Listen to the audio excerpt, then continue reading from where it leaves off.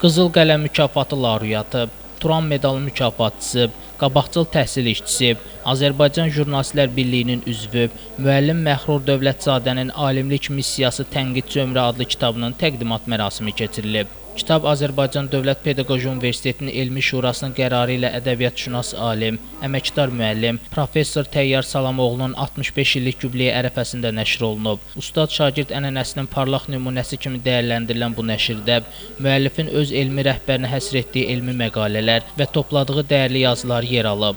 Bu yaxınlarda 65 yaşım tamam olub. Mənim yetirmələrimdən biri Məhrur xanım, Məhrur Dövlətzadə öz təşəbbüsü ilə mənim haqqımda yazılmış araşdırmalardan, məqalələrdən ibarət bir kitab tərtib edib.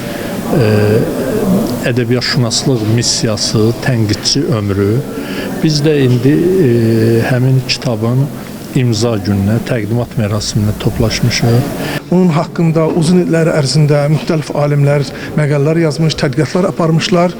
Bu mənada həmin məqalələrin bir yerə toplanması, onların ümumiləşdirilməsi və bu ümumiləşdirmənin fonunda Təyyar müəllimin ədəbiyyatşünas və ədəbi tənqidçi obrazının yaradılması kitabın tərtibçisi Məhrur xanımdan böyük bir məharət və intellektual ustalıq tələb etmişdir. Təyyar Salamoğlu haqqında bu monoqrafik tədqiqat ki, onu Məhrur Dövlətzadə filologiya üzrə fəlsəfə doktoru tərtib eləyibdir. Elmi redaktoru, yenə filologiya üzrə fəlsəfə doktoru Könül Həsənovadır. Məsləhətçi də bizim tanınmış ədəbiyyatşünasımız Razim Məmmədovdur. Təyyar Salamoğlu haqqında, onun yaradıcılığı haqqında çox mükəmməl bir təsəvvür yaradır. Topluda bir çox tanınmış ədəbiyyatşünas alimlərin Təyyar Salamoğlu'nun elmi və yaradıcılıq fəaliyyətinə işıq tutan məqalələri təqdim olunub. Eyni zamanda professorun müəllifi olduğu 25 kitaba yazılmış ön sözlərdə bu nəşrdə öz əksini tapıb. Kitabda tənqidi məqalələr toplanıb.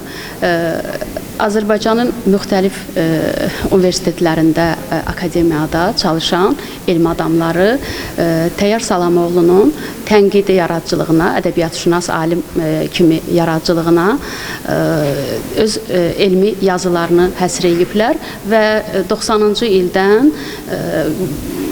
bu günə kimi müxtəlif elmi tematik məcmuələrdə, qəzetlərdə, müxtəlif mətbuat orqanlarında nəşr olunmuş yazılardır ki, biz onu topladıq və bir kitab halına gətirdik. Təqdimatda çıxış edənlər kitabı yalnız elmi və tənqidi düşüncənin məhsulu kimi deyil, eyni zamanda müəllifin ustadına ehtiramının, mənəvi bağlılığının təcəssümü kimi qiymətləndiriblər.